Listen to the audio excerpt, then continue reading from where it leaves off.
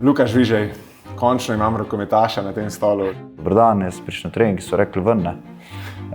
Sem rekel, koliko to mislite ven? So rekli, ja, moraš napisati prošnjo, ne, in prinesti prošnjo za svoje mesto v garderobi, ne. Zanimivo pravilo v rokometu, da velja lahko tudi zadetek po končani tekmi. To je edini šport. Se pravi, ko je konc tekme, imaš še ti samo strel.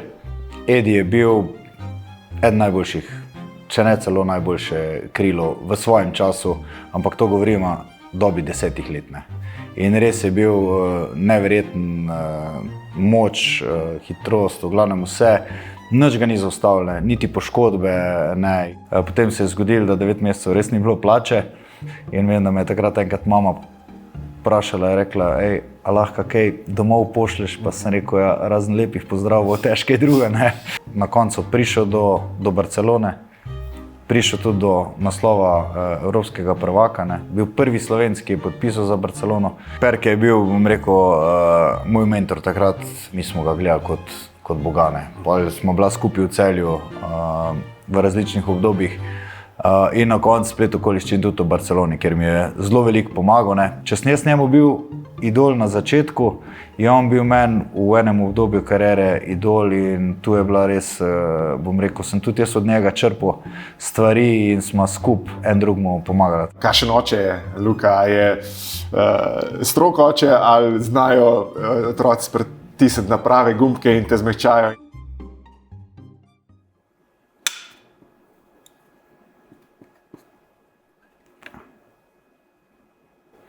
Sem Luka Žvižej, bivši rokometaš, reprezentant, sedaj pa tudi sokomentator in sodelavec na Areni Sport.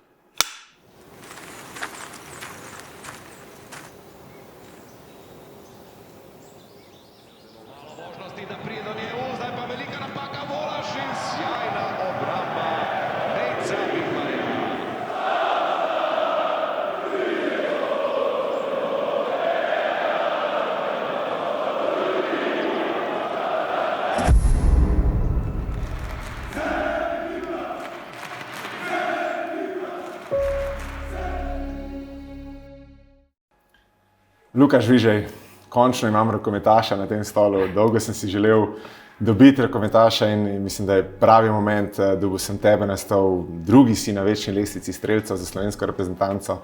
Zdaj si tudi v bistvu lahko reče moj kolega, tukaj je en štuk oziroma dva štuka nižji, komentiraš tekme rokometne in res vesel sem, da si vzel čas in da bo lahko malo se sprehodila po tvoji karieri in seveda življenju nasploh. Z veseljem sem se odzval, v bistvu sem zelo vesel, da si se spomnil na mene in da imaš tudi posluh za ostale športe, to si že pokazal, ampak se veš, mi smo iz rokometa in prav je, da začnemo tudi se mi, bom rekel, pojavljati v takih oddajah in da malo predstavimo svoje zgodbe. Ja, res je. In kako, ko so glih pri rokometu, kdo je kriv za to, da si se ti vrgel v rokomet? Ja, v bistvu je bilo tako, glavni krivec bi jaz rekel, da je bil Tone Goršič v Celju, velik strokovnjak za rokomet in on je v bistvu takrat ustanovil športno šolo v Celju, kjer smo mi otroci prišli tja, spoznavali v bistvu vse športe in ko smo prišli do rokometa, je nekako v nas videl v določenih nek potencial, nam dal dodatno uro rokometa in tu se je začel, v bistvu smo mi bili prvi takrat, oziroma prva generacija, ki je začela tudi z mini rokometom in jaz prej niti nisem vedel za ta šport, pač tega športa se na ulici ne igra, ne. In potem, ko sem ga nekako spoznal, ko smo to začeli igrati, mi je bilo vedno bolj zanimivo in sem se našel poleg vseh ostalih športov, ki sem jih tudi treniral, tako da sem tu ostal in na koncu, bom rekel, naredil kar svojo življenjsko zgodbo iz tega. Eno super kariero, ampak če se vrnem nazaj, ko si prestopil prag članske garderobe v Celju, recimo, kako je bilo to, takrat so bile Celje, je bil, recimo, poleg Ljubljanske Olimpije v košarki, je bil Celje, recimo, nekako slovenska ekipa in res šampionska ekipa, potem tudi kasneje evropski prvaki, ampak kako je bilo tebi kot mladinec prestopiti ta prag, pa če ga primerjaš zdaj s tem, kaj se zdaj recimo dogaja, kako mladi prihajajo, oziroma mladinci med člane, a vidiš tukaj podobnost, kakšno razlike, kakšne so? Ne, lahko rečem, da so kar razlike. No. Je pa res, da so se časi zelo spremenili in v tistem obdobju, ko smo mi bili mladi, ko smo spremljali te starejše, ki so igrali v Ligi prvakov, ko so osvajali brez problema slovensko državno prvenstvo in res bili uspešni, so dejansko bili zvezde, kjerkoli. In mi smo jih videli kot svoje idole. Ni bilo niti toliko po medijih o rokometu, se pravi vse, kar si spremljal, si lahko spremljal v živo. Imeli smo veliko priliko, da smo tam blizu in veliki večini nas so bile to sanje, da enkrat prideš v člansko ekipo, ker je to nekaj pomenilo v tistem času. Ne. Se pravi, jaz se spomnim, ko smo mi hodili na članske treninge in gledali treninge, ker so imeli pred nami vedno termine. In tudi tako se je zgodilo, da če je kdo slučajno tam manjko, je članski trener nekoga iz tribune, se pravi od nas, dol poklical. Jaz, ko sem to videl, za kaj se gre, sem, bom rekel, redno gledal te treninge. Prvič sem se naučil, drugič pa sem tudi bil že pripravljen v športni opremi. Ne? Tako da tudi on, ko je nekoga poklical, sem že bil takoj čez ograjo. In tu sem po moje tudi dal nek signal, plus še ostalo, da so videli nek, bom rekel, potencial v meni in pol prestopu. Ne? Sam prestop je bil fejst drugačen od teh, ko je zdaj. Ne? In vedno se pošalimo z temi, ki so takrat bili v članski ekipi, kak je bil moj prvi, v bistvu bom rekel, uraden vstop v garderobo. Ko sem not prišel, sem pač potrkal, dober dan, jaz prišel na trening, so rekli ven. Ne. Sem rekel, koliko to mislite ven? So rekli, ja, moraš napisati prošnje, ne. In prinesti prošnje za svoje mesto v garderobi. Ne. Sem rekel, v redu, bom naredil. Ne. In ta prošnja je mogla biti včasih še na upravni enoti si kupil take koleke, take znamkice so bile, ko si mogel to poštempljati, da ti je ta dokument veljal. In jaz sem šel na občino in sem rekel, da pač rabim koleke, zakaj pa povem, pa se rekli, mi to nijamo, sem rekel, dajte mi koleke, se sploh ni važno, bom jaz že naprej vse zrihtal. Tako da sem prinesel podpisano, poštempljano prošnjo za svoje mesto v garderobi in potem sem dobil mesto v garderobi. S tem, da je to mesto bilo pod fenom. Dobil sem stol pod fen in vsakič, ko je Kirmin prišel, je meni fen prežgal, tako da mi je lepo, bom rekel, ni mi posušil lasov, ampak mi je lepo zagrel celo telo. Ne, tako da si pač že ogret. Si že bil ogret, no. In bom rekel, pač takrat so bili drugačni časi, drugače se je to delali tudi z mladimi, pa so bila pol krščenja, pa vem, da prvo potovanje, ko smo šli z avionom, sem dobil cel kup potnih listov, pa vse torbe in sem mogel pač ščekirati ekipo, ne? Ostali so me čakali tam, jaz sem to ščekiral, pa sem pa samo upal, da vse torbe pridejo, ne? Ker če ni bilo, ja, seveda, ne? Če si najmlajši, teda. Zdaj pa je v bistvu drugačno in če rečem, glavna razlika zdaj je, da mi smo v bistvu, nas so odganjali stran od, bom rekel, od treningov ali pa nisi mogel prideti, ne. Zdaj je pa tako, da v bistvu se včasih že zgodi, da celo moraš prositi, da bi kdo od mladincev prišel na članski trening, pa dobiš tudi, ko sem bil še trener, sem tudi dobil odgovor, da pač zaradi šole pa ne bi prišel na trening in to recimo v mojih časih tega ni bilo, ne. Če je bilo, se odločiš za šolo ali trening, mislim, da tu ni bilo debat in to je, bom rekel, glavna razlika, je pa tudi razumljivo, ne. Takrat si v bistvu si lahko ustvaril, bom rekel, zelo lepo pot, če si bil profesionalni športnik. Zdaj pa je situacija taka, da v Sloveniji je to, bom rekel, kar težko, še posebej v rokometu, edino, če res pač moraš iti v tujino, ampak do tega je pa dolga pot. Da se dotaknem na splošno rokometa, meni recimo tudi kdaj pa kdaj zmoti te sodniške odločitve. Ful se mi zdi, da zelo vpliva na samo dinamiko igre in da se mi zdi, da v ekipnih športih skoraj da šport, v katerem je največji vpliv imajo sodniki, oziroma kolikor se zbudijo na levo, na desno, boh ne dej, če še kaj hujšega od zadaj, ampak se mi zdi, a bi ti recimo, če bi imel možnost, katero pravilo bi mogoče spremenil ali pa dodal ali pa karkoli? Ne, seveda bi spremenil. Ne. Tudi mi, bom rekel, ko sem šel v trenerske vode, pa smo bili s temi sodniki skupaj, smo se pogovarjali, kako je narediti. Ne. Dejansko je, da pač sodniška presoja na koncu, bom rekel, ima velik vpliv tu. In pravila so dokaj ok napisana, tudi jasna, ampak je interpretacija lahko zelo različna. Tako da jaz bi recimo 3 stvari bi sigurno spremenil. Ne. Se pravi, ena je čas, se pravi, ne bi bilo pasivnega napada oziroma bi bil omejen čas in ko bi čas potekel, si izgubil napad. Ne, košarki recimo. Ja, ne da v rokometu recimo, zanimivo pravilo v rokometu, da velja lahko tudi zadetek po končani tekmi. To je edini šport. Se pravi, ko je konc tekme, imaš še ti samo strel. Ne, to v drugih športih ni. To recimo bi dal. Se pravi, ko zgubiš možnost napada, si izgubil žogo in se vrneš v obrambo. Ne. Kar se vara tiče, ne, dal bi challenge, tako je v drugih športih. Ne. Se pravi, pri nas je sicer ta var, ampak se vedno sodniki odločajo, če v določeni situaciji niso prepričani, kaj je bilo, pa grejo pogledati. Ne. Ampak jaz bi dal, da tudi trener oziroma ekipa ali pa klub določi za neko situacijo, pač da challenge. Če se je videl, da nima prav, zgubi challenge in je to. Ne. In pa glavno, tu kar se tega tiče, zadnja minuta oziroma zadnjih 30 sekund se zadnja minuta se drugače tretira prekršek kot pa 59 minut, kar ni prav. Še kar nekaj za popraviti glede tega. Ampak gremo dalje. Bil si znan po tistem tvojemu znamenitem veselju. In jaz sem zavrtel en klic, en telefon in sem tele kolege najdel, pa boš malo pokomentiral. Legendarni pozdrav Sifon, ki so ga v svet ponesli številni vrhunski športniki, v prvi vrsti brata Žvižej, pa pri NK Maribor tudi Martin Milec in Goran Cvijanović, je bil del predstave Si ali nisi, tega reporterja Milana, v katerem sta nastopala tudi 2 vodovodarja, ki sta imela en ta poseben pozdrav, vodovodarski pozdrav. Kako je to izgledalo, Tine? Servus! Servus! Kaj si pozval? Pozdrav vodovodarski. Kaj si nor, kdo je pozval? 3, 4, hop!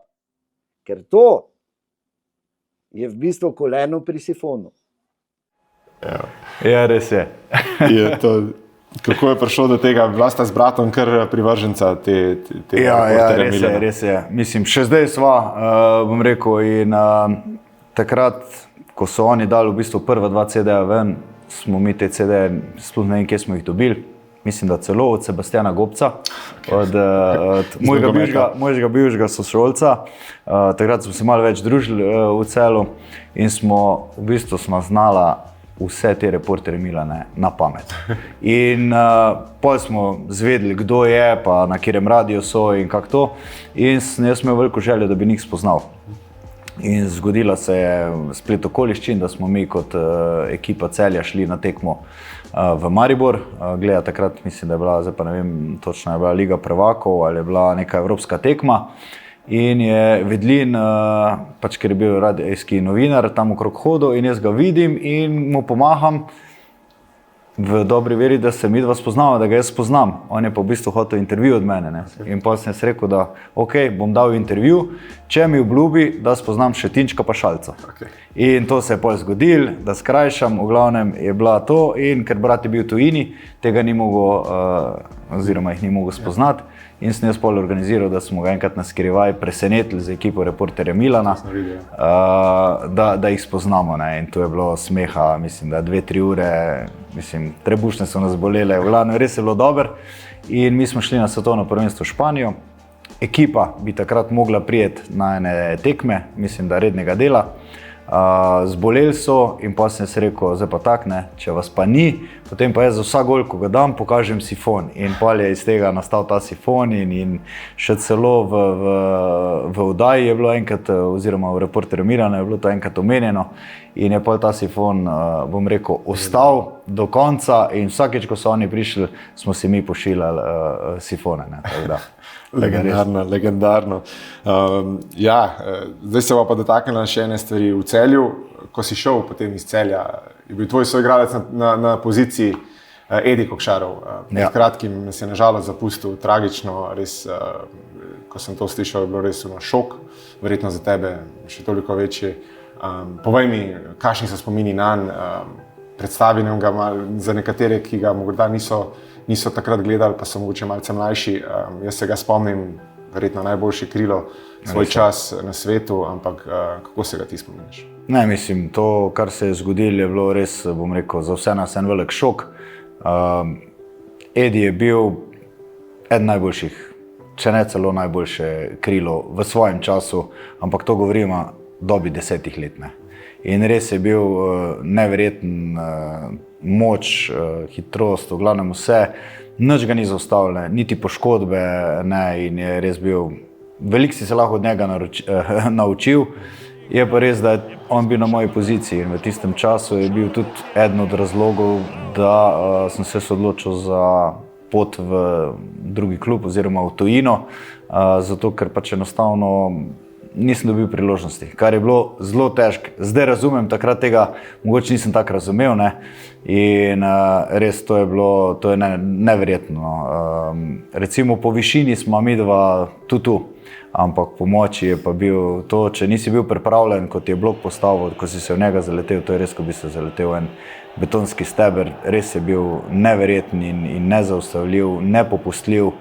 In tisto obdobje, mislim, da 10 let v Celju in pa tudi v ruski reprezentanci, ne, je bil vedno, bom rekel, top ali pa glavni igralec, ne, tako da še ko se je, ne vem, en dan pred evropsko tekmo poškodoval, sem si manj roke, ker sem videl, da bo tu priložnost mogoče za mene, da naslednji dan igram, ne, ampak Edi je prišel s takim gležnom, ne, igral, jaz nisem bil v postavi, recimo, in pa sem rekel, pa se ne morem verjeti, ne. Na koncu je Edi s takim gležnom dal, ne vem, 10 golov, pa se je tekma dobila, ne, tako da res je bil nekaj neverjetnega in ja, zdaj je pač situacija taka, da brez problema rečemo, da je on bil, oziroma da je legenda rokometa, ne samo slovenskega oziroma celjskega, ampak tudi svetovnega. Tukaj si omenil, jaz sem spomenil tudi enkrat, mislim, da je imel neko zadnjo ložo poškodovano ali neko, ja, tudi je bilo, in je natrgano in je igral naslednji dan. Tako, pa to je neverjetno bilo. Vse to je bilo, vedno se mu je kaj zgodilo, recimo pred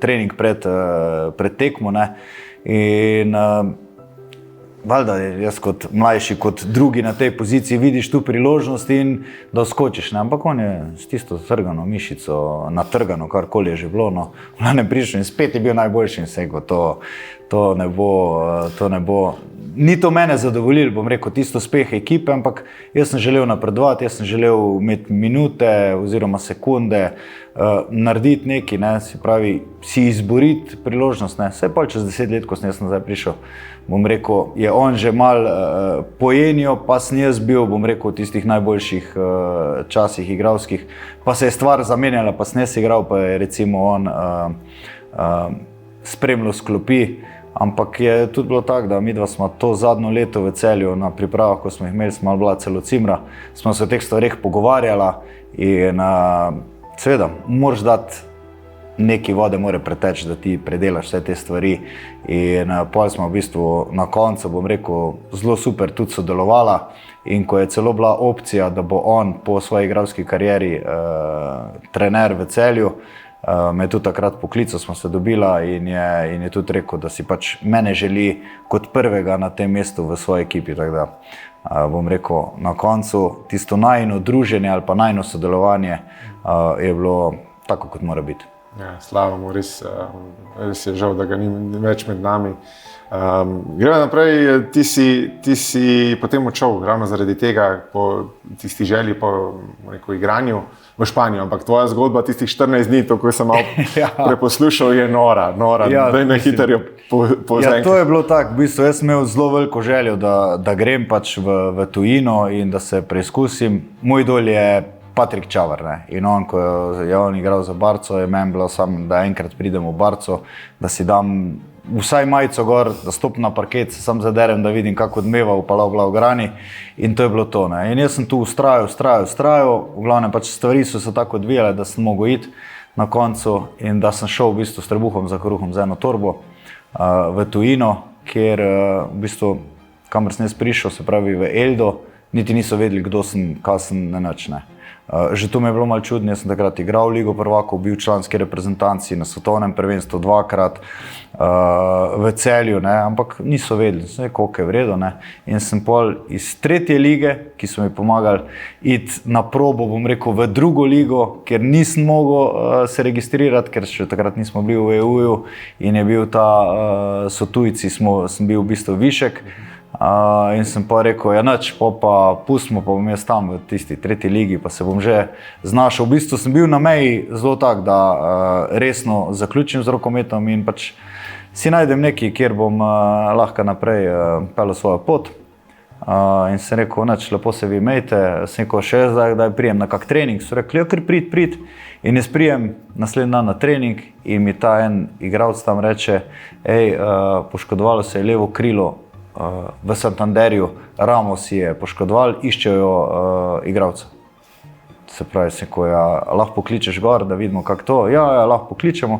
V glavnem smo poklicali, so mi dali karto, sem se usedel na avion, naslednji dan šel v Santander na probo in smo v bistvu se tako izmenili vse in pa sem ostal tam. Ne. Res je, da sem vmes že hotel pogodbo raztrgati, pa iti spet nazaj, ker sem rekel, pač sam sem bil 2000 km stran doma, noben ga poznal, sem rekel, meni tega treba. Ne. In tik preden bom raztrgal, sem rekel, pa sanjal si o tem, hotel si to imeti, ne. Zdaj imaš pa priložnost, ne. Vsaj probi. Ne. In sem ostal in rekel, res nora izkušnja. Ne. Mislim, da tak prestop v tujino, ne vem, če je kdorkoli že imel, ampak ja, na koncu se je zgodilo, da sem v enem letu pa prišel tudi do tiste željene Barcelone in to pa takrat je pa bilo nekaj, bom rekel, največ, kar se mi lahko zgodilo. In v tem obdobju, preden si prišel do Barce, povej mi še to, mogoče premalkrat omenimo to, ta klub Santander je imel težave tudi s plačili. Kako je to v bistvu za športnika, ravno to, ti greš s trebuhom za kruhom, misliš prva španska liga, vse kaj pa je lahko narobe, ena najmočnejših lig, potem pa 8-9 mesecev ne dobiš plačila, mečejo te ven iz stanovanja, take stvari. Kako je to, razloži recimo ljudem, čez kaj mora iti športnik tudi, ne samo na igrišču, potem pa take stvari, ko pa prideš na teren, moraš biti pa 60 minut. Ja, to ni, mislim, prej ko to spoznaš, oziroma lažje ti bo. S tem, da recimo že predtem, ni bilo teh izplačil, ne, jaz sem recimo plačal sam sebi odškodnino, ki je bila večja kot pa letna pogodba v klubu. Potem se je zgodilo, da 9 mesecev res ni bilo plače, dvakrat sem imel torbe že spakirane, ker pač enostavno stanovanje ni bilo za plačati. Potem so prišli določeni ljudje v klub, ki so nam, bom rekel, malo tu pomagali. Oče od Ivana Delepenje, ima restauracijo gor, je tudi bil v upravi kluba in je rekel, pri meni lahko ješ, piješ, dokler pač sem jaz tukaj, to je, bom rekel, naredim za vas. In smo bili Daniel Šarič, Vili Benamur in jaz, pa Antonio Cartona in Španc, ki smo imeli tak dogovor, pač, da klub nam da tudi hrano. Ne. Smo tam jedli v tisti restauraciji, res je bilo na koncu vrhunsko. Tako da, zanimiva izkušnja. Težko je, ker v bistvu, bom rekel, si sam, nimaš se na koga osloniti. Ne. Tudi domov, ko smo klicali, nismo klicali z mobitela, ker je to bilo predlak. Ne. Si kupil mednarodno kartico, pa si šel na govorilnico, pa si klical. In vem, da me je takrat enkrat mama vprašala, je rekla, a lahko kaj domov pošleš, pa sem rekel, ja, razen lepih pozdravov, težke druge, ne. Tako da, so situacije, zdaj, ko za nazaj poštudiram, smešne, pa se z tega, ne vem, ampak tudi situacija je bila, da je bilo v žepu tudi samo 10 evrov, ne.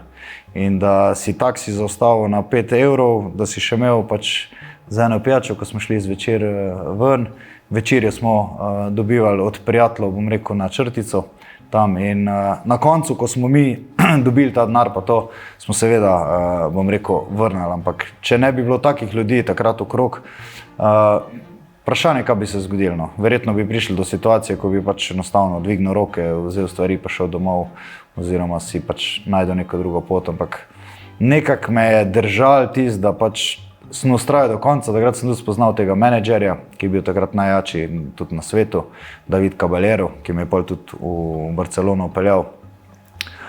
In je on rekel, le ne skrb, ti sam igraj, za vse ostalo bom ti jaz poštimo. In res je tako na koncu bilo. No. Tako da tudi ko smo kdaj rabili, ne vem, neki denarja, da je dal za neko karto, da smo vsaj šli domov ali pa ne vem do koga, ni bilo nobenega problema, no. Ampak smo pa to zrihtali in ja, težka situacija v takem obdobju, ampak bili smo mladi, ne. In jaz sem šel z glavo skozi zid, ne. In zato bom rekel, dobil sem trdo kožo, kar se tega tiče, naučil sem se pa marsikaj, ne. Se pravi, jaz sem želel iti v Španijo, to mi je bila velika želja, ne. In na koncu prišel do Barcelone, prišel tudi do naslova evropskega prvaka, ne. Bil prvi Slovenec, ki je podpisal za Barcelono.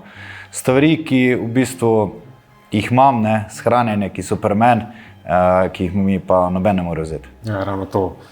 Potem si šel v to Barco, kakšno je bilo življenje tam, kako si doživljal to vse te čase takrat, rekel si, bil si evropski prvak, šel si celo preko Celja takrat, preko Celja v polfinalu, je bilo to tisto finale, potem ste ga izgubili, ali kako je že bilo? Ne, tu polfinale smo dobili. To je bilo, se pravi, 1 leto potem, ko je Celje osvojil naslov. Bilo to, v dresu Barcelone, šel si iz Celja ravno zaradi tega, da boš igral, malce več prišel do Barcelone.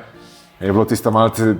Ja, ne, to je res, to je pa spet, bom rekel, čist nekaj drugega, res zelo mešani, neverjetni občutki. In takrat v bistvu je bilo tako, da ko je Celje osvojilo Ligo prvakov, ne, so mi vsi govorili, ali pa velika večina njih, le skrego se z belim kruhom, lahko bi bil tu, lahko bi bil evropski prvak, ne. In jaz takrat nisem želel odgovarjati na to. Sem rekel, ja, pač jaz sem šel svojo pot, ne. Navijal sem seveda za Celje, ne. Tu ni bilo, bom rekel, dileme, ampak v tem času sem že imel podpisano pogodbo z Barcelono, ne, ki pa nisem smel povedati, da jo imam, ne. In v bistvu sem si mislil, pač, če je to cena, da nisem evropski prvak, ne, imam pa nekaj drugega, kar sem si pa fej želel, ne. In pa se je zgodila situacija, da sem jaz v polfinalu smo pa dobili Celje, ne. Zdaj pa, a veš, kako je to, kako bo zdaj to izgledalo. Polna dvorana, Zlatoroki takrat bil res nabito polne, stopnic se ni videl, toliko je bilo poln. In ko ti domači začnejo enkrat žvižgati, ne, pa ne v smislu, da proti tebi, ampak zato, ker si pač iz druge ekipe, ne. Jaz sem imel svojo družino na 2 koncih dvorane, ne. Brat v mojem dresu, ki je bil igralec Celja, pa je pol imel zaradi tega velike težave, ne. Ja. Normalno, ne. Na drugi strani je bila, recimo, mama pa en del familije, pač imel sem to ločeno. In ne, tisto, ko si pa svoje videl, ne, pa ko so navijali v tisti množice za tebe, je bilo pa nekaj posebnega. In recimo to je bilo tudi obdobje, ko sem izpadel iz slovenske reprezentance, se pravi v tem času, ne. In ne bom pozabil besed Rolanda Pušnika, takrat, ki smo bila, ne. Jaz sem zadnji dan pred dohodom na svetovno prvenstvo v Tunis, sem ostal doma. Selektor je bil takrat celjski strateg, ne, ki je bil v tistem obdobju tudi v Celju športni direktor, ne. In vem, da mi je Puška rekel takrat, je rekel, lej, ne sekiri se, ne, je rekel, polfinalo jih boste dobili, je rekel, jih boš zmagal, pa mu pol pokaž v bistvu, kdo je ta prav, ne.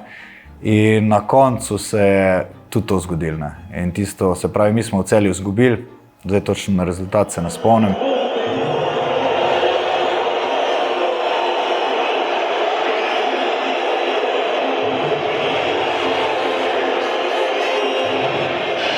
Povsem sam na krilu Žvižej s prvim zadetkom danes. Nekdanji celjski igralec, tudi slovenski reprezentant, Luka Žvižej je dosegel. Ampak v Barceloni smo en gol več zmagali, kar je pomenilo, da gremo v samo finale, ne. In veš, to pa spet v tep noter, ti pa, ne. Če sem hotel eksplodirati, ko sem za Barco podpisal, pa ko sem v bistvu prišel v finale, pa preko kluba, kjer, ne, sem bil doma, pa nisem, bom rekel, uspel, je bilo pa še nekaj res ekstra, no, tako da. To so, bom rekel, občutki, zdaj že več kot 20 let od tega, ne. In to so neverjetni občutki, ne. In tisto, kar ti v bistvu če bi takrat bili ti Instagrami pa vse to, ne, bi imeli marsikaj za pokazati, tako da. Ampak takrat res vrata so se ti odpirale vse posod, ne. Mi smo res imeli kartice, kjer smo imeli prosto stop in pa, bom rekel, tisto konzumacijo je bila pač s kartico povezana in mislim, že takrat, ko sem prišel prvič na trening, ne, se pravi, da nimaš torbe sploh s sabo, da me vse tam čaka, da si jaz lahko zberem, ali bom imel debele zokne, ali bom imel tanke zokne, ali bom imel dolgo mikico, kratko mikico, ali bom imel ta anorak, ali bom imel to, ali ono, že to mi je bilo nekaj, ne. Da gremo na vsako tekmo, takrat, tistem obdobju smo hodili skoraj na vsako tekmo z privat avionom, se pravi s čarterjem. Mislim, tega takrat ni bilo. Vse so se zdaj stvari zamenjale, ampak ne, bom rekel, če karikiram, prej smo hodili s torbico pa z rukzakom na treninge, si tu prišel pa te vse tam čakali, ne. In samo odložil si in je vse bilo pripravljeno, ne. Da ne govorim o teh poteh, da ne govorim o hotelih, restauracijah in takrat res nekaj neverjetnega. Takrat sem se pa recimo počutil ko en fuzbaler, ne. S tem, da je pa spet velika razlika biti fuzbaler v Barci ali pa biti rokometaš, ne. Ali pa recimo košarkaš, ne. To so velike razlike. Ampak smo pa imeli priložnost tudi s temi biti skupaj, ja. Vsaj dvakrat na leto smo imeli skupne dogodke.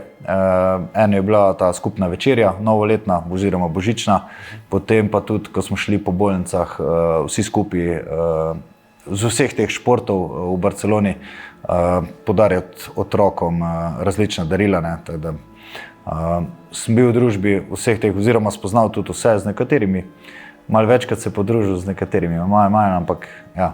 To je bila era Ronaldinja, če se Ronaldinho, ja, in takrat je Messi začenjal, recimo, ne, to je bilo, tako da, a veš, bom rekel, tudi mi smo ga takrat, ko še ni bil tak znan, ne, da je lahko šel za nas kam, ne. Ampak zdaj bi bila pa verjetno situacija fez drugačna, ne. Evo, zdaj gremo še na enega soigralca, s katerim si bil v Celju in potem v Barci, golman, Dejan Perić. Pa mi povej, ker si naredili ste pa tudi en film in jaz imam en posnetek in tole ti bo tako jasno, zakaj se gre. Da vidim. Tebi in vsem gledalcem in poslušalcem tudi čestitke za enkratno oddajo in želim v prihodnosti, da bi tako nadaljevali, kot delate zdaj in veliko sreče in uspeha. Hvala. Ja. Ko razložiš vam zgodbo, bom potem tudi gledalcem prikazal to, ampak povej. Ja, ne, to je bilo v bistvu, mislim, Perke je bil, bom rekel, moj mentor takrat. Prvo obdobje v Celju, še ko nisem bil član prve ekipe, ne, se pravi, ko sem še bil mladinec, pa sem z njimi treniral, pač mi smo ga gledali kot boga, ne. Potem smo bila skupaj v Celju v različnih obdobjih in na koncu splet okoliščin tudi v Barceloni, kjer mi je zelo veliko pomagal, ne. Pa na koncu velika rivala na Madžarskem, je bil Veszprém, jaz sem bil v Segedu. Tam je bila v tistem obdobju, to so bile vojne, ne. To je bilo vsako finale, 5 tekem, vsako tekmo 3-4 rdeči kartoni, to je bilo vse druga, samo rokomet ne. Ampak smo ohranili to, no, na koncu smo bili pa še skupaj v tem zadnjem obdobju njegovem v Celju. In res smo imeli zelo prijateljski odnos, ne, in valjda mi smo se tudi z njega malo pohecali. Se je pa slučajno to zgodilo, da je Perke prvi svoj intervju v slovenščini dal na tiskovni konferenci, ko sem jaz bil prisoten. Okay. In to je, meni so solze tekle, ne, ampak od tega, ker je pač on govoril po slovensko, tako govori, ne. Novinari so bili v šoku, to so bili aplavzi, ne, jaz sem pa Paju tu SMS pisal, ker smo bili takrat soigralci, ko Paju, tole, ko ti bom povedal, boš umrl od smeha, ne. In tu se je v bistvu vsa ta zgodba pol pelala naprej. In ko je Perke zaključeval kariero, sem jaz želel posneti tak kratek video, v bistvu kot foro, kak ga mi vidimo, ne. In ko sem jaz to začel snemati, je bil Blaž Blagotinšek, ki ima doma tudi, bom rekel, studio snemalni, ne. In smo to res profesionalno na koncu naredili, ne. Tako da iz tistih par sekundnih videov smo mi naredili video, ki smo ga mogli rezati. In na koncu zrezan video je bil 21 minut, se pravi, celo zgodbo smo nekako naredili, mogli se skrivati, ker Perke ni hotel iti z garderobe, ne, in smo včasih čakali, ne vem koliko, da je on šel domov, da smo mi da lahko posneli, v glavnem totalno presenečenje in jaz sem Perketa pol tudi bom rekel, ponašal. In to je bil začetek tega videa, ne, se pravi, ta njegov intervju sem ga pa še kot jaz posnel, ne, in mi smo to snemali, mi smo jokali od smeha. Torej, z nami je legendarni vratar Dejan Perić. Dejan, lepo pozdravljen v rubriki Na prestolu. Predvsem pa lep pozdrav tebi in vsem gledalcem, poslušalcem. Rad bi vam iskreno čestitil, ta vdaja od kluba res je vrhunska in tudi v prihodnosti želim vam veliko sreče in uspeha. Pač, to je način, ki ga mi vidimo. Vse mogoče vsem to ni, ne vem, zanimivo, pa bi rekli, jaz se norce delajo z njega, kako govori, ne. Ampak ne, to je v bistvu neka naša, bom rekel, bolj interna fora in sploh jaz nimam s tem problema. Jaz sem bil tudi veliko v tujini in nisem imel, kako bi rekel, ni mi bilo narodno govoriti, pa tudi če narobe tuj jezik, ne. V vsakem primeru, pač, če se želiš naučiti, ti moraš pač sam govoriti. Ni važno zdaj, ali je narobe, ali je prav, ne sme se s tem obremenjevati. Itak, jaz sem rekel, mene popravljite, ampak jaz bom svoje ter dalje. V glavnem, važno je, da se mi sporazumemo in tu je bilo isto, ne. Recimo, zanimivo je bilo, da Perke je, ko se je z mano pogovarjal, je on meni govoril v srbščini, jaz njemu v slovenščini. In tako smo mi dva funkcionirala, ne. Se pravi, jaz nisem mogel govoriti z njim, pa dosti dobro znam oziroma srbski, hrvaško, karkoli, ne. Ampak jaz z njim nisem mogel tako funkcionirati. Se pravi, jaz njemu slovensko, on meni srbs, ne. In tu, če še je prišel kdo iz, bom rekel, Žikica Milosavljević, ki je tudi bil, ne, z njim smo pa kao slovensko govorila, ne, ampak to je bilo mešanca pol španščine, srbščine, slovenščine, ni da ni, v glavnem, tu je bilo smeha še in še in pa smo v bistvu Perketu naredili ta video. Jaz sem sicer imel idejo, da bi še več bilo, tudi dva trenerja sta bila v planu, ampak se pol, bom rekel, smo se malo porazgubili, tako da mogoče pa kdaj v priložnosti. Sem ga pogledal, dober je in predlagam vsem tem, vsem gledalcem, da si ga tudi oni. Greva, da naprej, kje so ostala, pri bratu. Brat me zanima, z njim, on je kar nekaj mlajši, ne? Ja, 7 let. Ja, še igra? Ne, brat je lansko sezono zaključil, živi na Danskem, v tem času je zaključil tudi faks gor, tako da se je zaposlil tam na Danskem, ima gor družino in mislim, v kakšnem odnosu sta bila, tudi ko so bili mlajši, zaradi tega tudi on začel z rokometom? Ja, bom rekel tako, do mojega odhoda oziroma do njegovega prihoda v reprezentanco, najin odnos ni bil, bom rekel, pač starejši brat, mlajši brat, skozi neko rivalstvo. Ko je mene metal, je on še bil otrok, ne, ko je njega metal, že z tega več nisem mogel prenašati, ne. Skozi je tu bilo nekaj, mislim, ni bilo to zdaj tak, ne. Pa, ko je v bistvu začel, bom rekel, malo bolj resno z rokometom, potem so se pa mi, bom rekel, povezala in takrat, ko je prišel pa prvič v reprezentanco, tiste pa res bilo, smo bila pa nerazdvojna, no. To so bili dnevni kontakti, to so bili reporterji Milani, to so bili videi, to je bilo, mislim, zajbanci, non-stop. Je pa res, da ko se je pa delali, smo pa delali in smo testirala, probavala, ni da ni včasih trenirala, še tisko ne bi rabila, tako da v reprezentanci vem, da smo imeli eno obdobje, da smo to vse je bilo na grame smo si mirila in hrano in vse dodatke, posebej trenirala, ne vem, ko je bilo kosilo, smo mi dva direkt iz dvorane prišli na kosilo, ker smo imela neke challenge z štemanjem, z skleci in vem, da sem bil tako utrujen, se mi je roka takle tresla, da juhe nisem mogel jesti, ne. Ampak tu smo skozi imela neko, bom rekel, ne, in on je v bistvu zaradi mene šel v rokomet, vmes so mu tudi rekli v celo, da naj se raj odloči, da naj bo raj sodnik, da naj pusti, pa je šel malo košar, ko bi prišel nazaj, pa je prišel po obdobje v bistvu njegovega faksa, ne, in jaz sem takrat, ker je šel v Ljubljano, sem prošel Deniča, Borisa Deniča, ki je bil takrat pomočnik še v reprezentanci, sem ga prosil, sem rekel, lede, prosim te, vzam ga na Slovana, sam da ga imaš pod kontrolo, ne rabi niti ne vem kva igrati, sam da je to. In je rekel, da bo, in je v bistvu to sprejel, no, prevzel, bom rekel, odgovornost, ker pač jaz tudi nisem več bil v Sloveniji takrat. In sta začela delati, v njemu je videl potencial in je v enem letu, ko sem jaz nazaj prišel, ko sem videl svojega brata, sem rekel, se ne morem verjeti.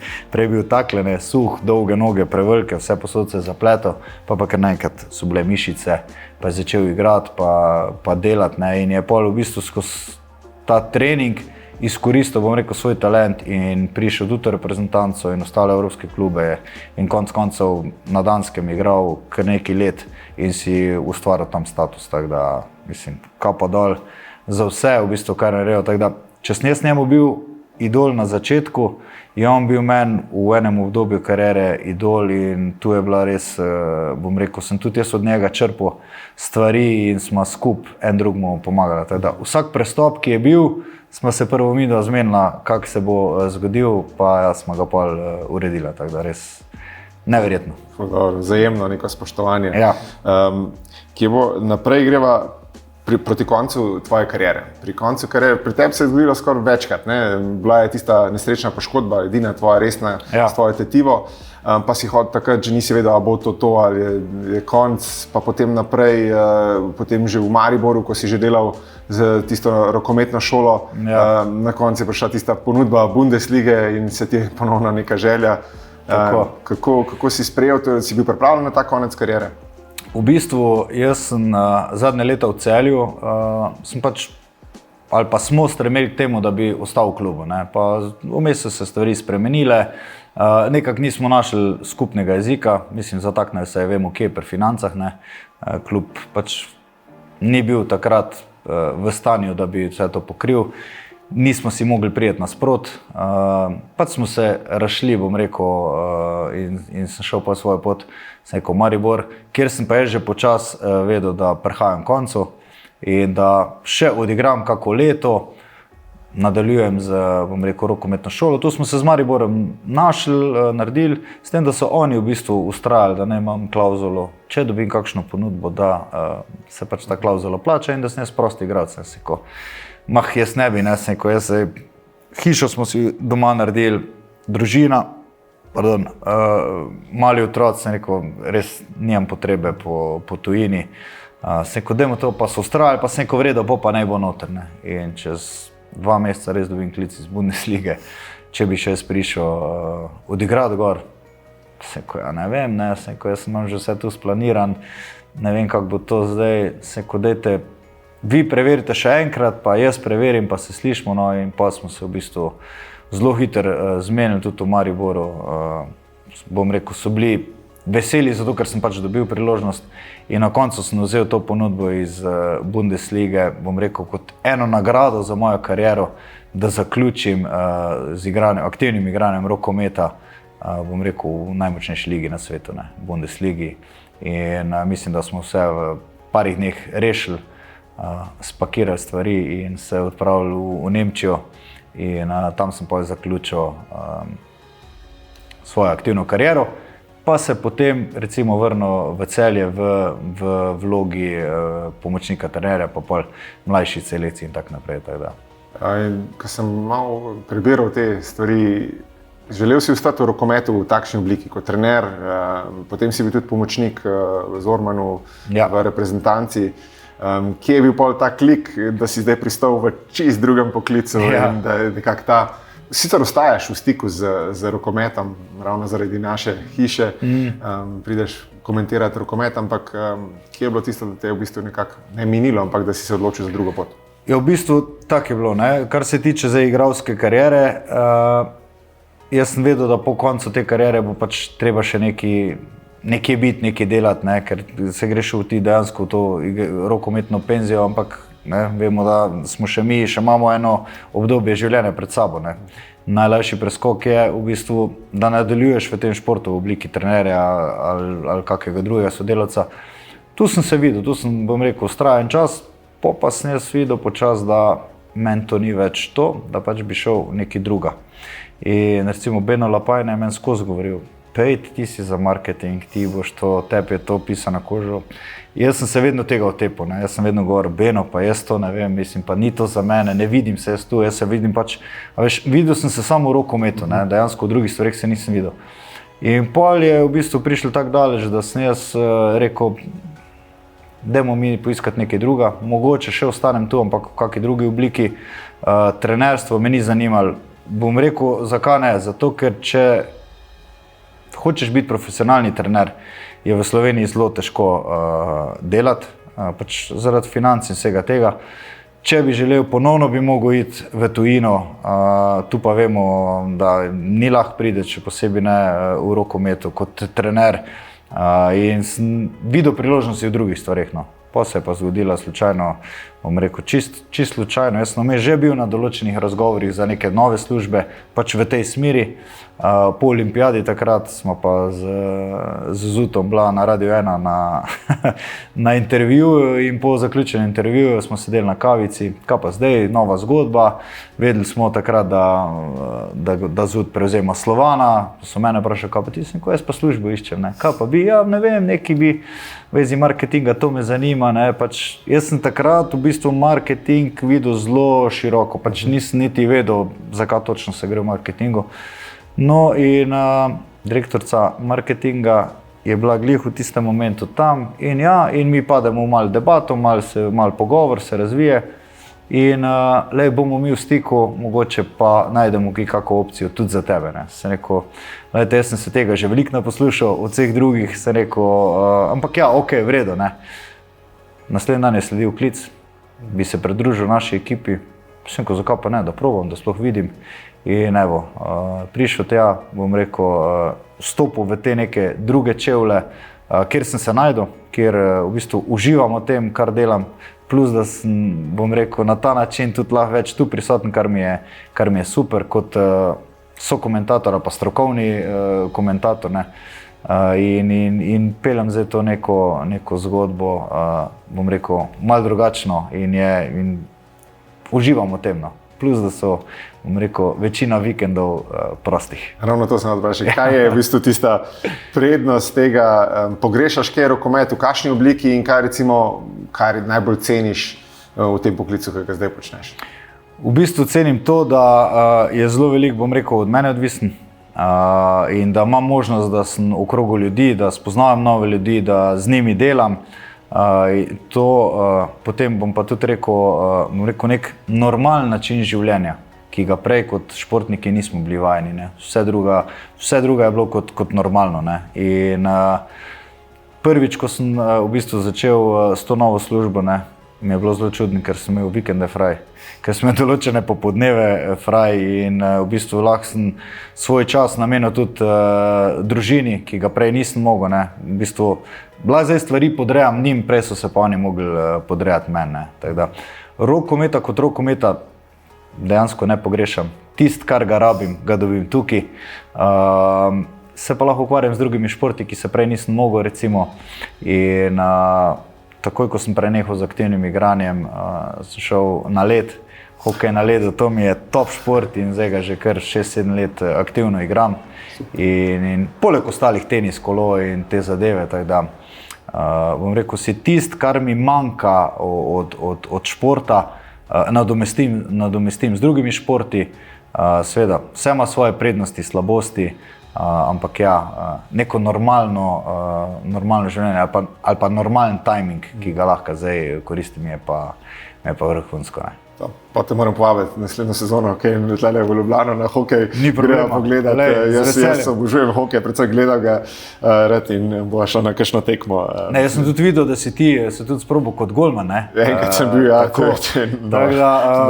Tudi jaz sem se že sprobal malo, sicer mi je boljš igrati in lahko naredimo en dvoboj, pa imamo še kaj materijala za posnet, ne. Dogovorjen.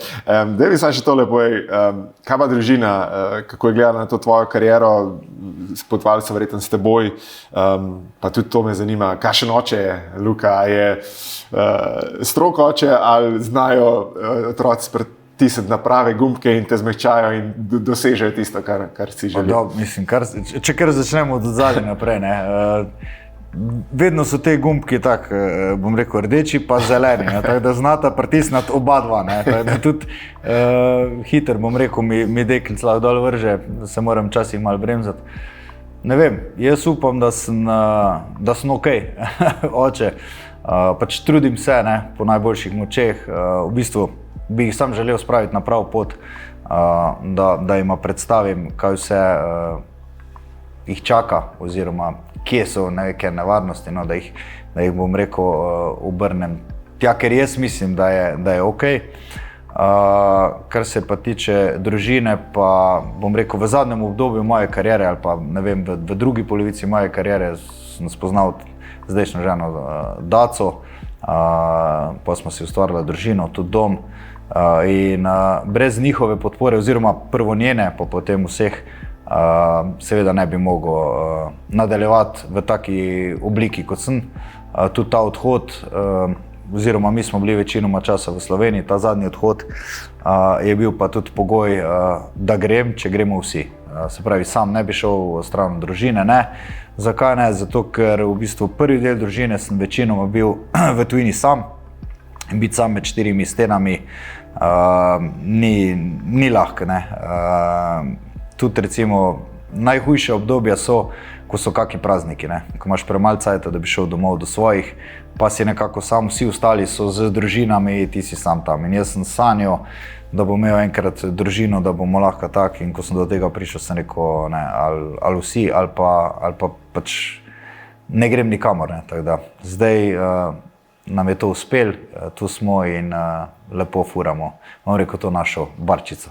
Evo, živaš. Evo, zadnja stvar, najrubrika, mi boš dal par stvari, sem naštel, ti jih bom naštel, pa boš povedal v svojem odgovoru. Najmočnejši strel v rokometu, kar si jih videl ali pa proti njim igral? Kdo je imel najmočnejši strel?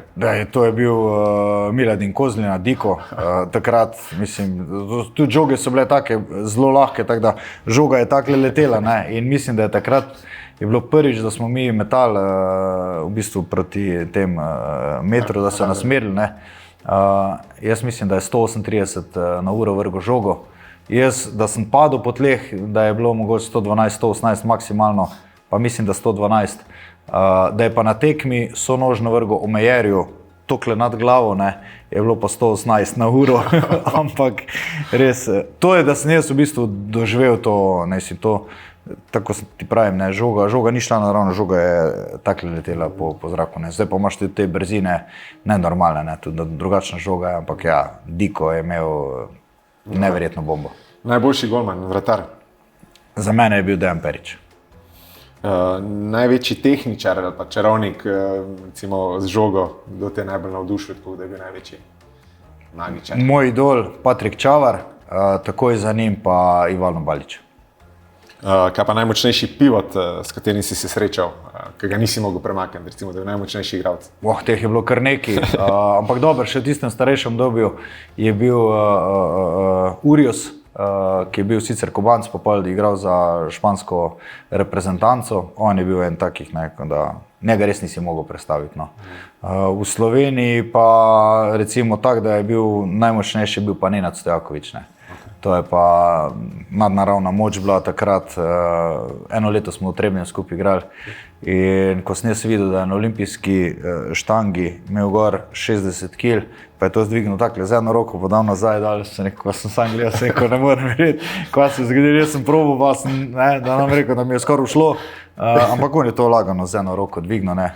Plus, da je bil takle, ne, pa z mesta ga je zakucal na košne, pa vemo, kakav žvat je bil. Ne. Potem imaš najbolj neresen soigralec v garderobi, najbolj tak šaljivc. Ja, zdaj, to sta dve stvari. Šaljivc pa neresen. Šaljivc, kaj pa vem, mogoče moj brat pa Škof. Okay. Najbolj neresen, to bi pa mogel poštudirati, ampak ajde rečemo tak, bom rekel najbolj neresen je bil za mene tisti, ki ni imel reda v torbi. Ker to bilo vse zmučkan, pa vse nametane. To je bil pa Lars Krokepesen v Barceloni. Mislim, ko sem jaz to torbo videl, se ko, oh my god, ne. Takrat je imel še dolge lase, nek vosek, ko mi je enkrat dal vosek, si jaz nisem mogel 14 dni las oprati, ne. Ampak on je to vse, si na krtačo, si naštimo dolge laseke nazaj, ampak to je bilo res vse zmučkan, vse nagužvan, ampak drugače faca ful, ne. Ampak ja, bom rekel, vsi so bili resni, no, pač, ko se je delal, ampak vsak je imel pa neke svoje stvari, ne, tako da tudi jaz nisem imun na to. No. Yeah. Evo, še zadnja, kdo je najboljši rokometaš vseh časov, po tvojemu? Patrik Čavar. Evo, super, hvala ti za tole, res vesel sem, da smo končno dobili rokometaša, Mislim, da jih bomo v naslednji sezoni ali pa to še naprej imeli še kakšnega in res, da obudimo te spomine na tiste čase, zlate čase rokometa. Mislim, da si zasluži, ker je šport, lep šport in res še enkrat hvala za tole. Ja, hvala tebi za povabilo, teda tudi sem ti na voljo pri ostalih kontaktih. Ja, tole, da to še računam na to. Tako da to ni, je pa res, ja, tisti zlati časi rokometa so bili. Želim si, da bi se vrnili, da bi tudi, bom rekel, reprezentanca v tem času naredila kar nekaj lepih rezultatov. Bom rekel, tudi svetla prihodnost je pred to reprezentanco, prihajajo novi mladi, ki so res velik potencial in želim si predvsem to, da bi se rokomet vrnil na tisto svoje mesto in da bi gledalci oziroma navijači v čim večjem številu prihajali, se pravi, da ko igra, ne vem, Celje, ko igra Trebnje, ko igra Slovan, tudi v evropskih tekmovanjih, da niso samo lokalni navijači, da je to, bom rekel, celo slovensko, ne, in da še posebej, ko je pa reprezentanca, da vsakič napolnimo dvorano. No, to si res želim in upam, da se bo to v prihodnje spet vrnilo nazaj. Evo, držim pesti. Evo, hvala ti. Hvala, stari. Hvala. Evo, top. Top.